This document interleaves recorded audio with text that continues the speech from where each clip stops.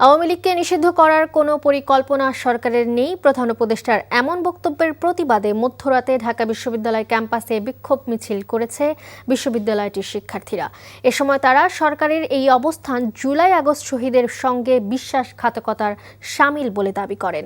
তারা প্রধান উপদেষ্টার এই বক্তব্য প্রত্যাহারে দাবি জানান। গণহত্যাকারী আওয়ামী লীগকে নিষিদ্ধের প্রশ্নে প্রয়োজনে গণভোটের পরামর্শও দেন তারা।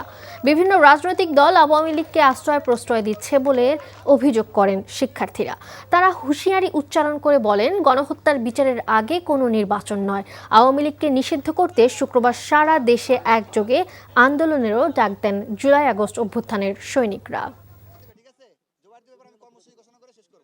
প্রধান উপদেষ্টা ডক্টর মোহাম্মদ ইউনূস আজ বলেছেন আওয়ামী লীগকে নিষিদ্ধ করার ব্যাপারে অন্তর্বর্তীকালীন সরকারের কোনো ভাবনা নেই।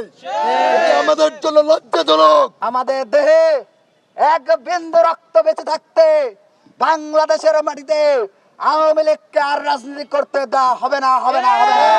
এই ঈদে জামা জুতো অ্যাক্সেসরিজের ডিসকাউন্ট।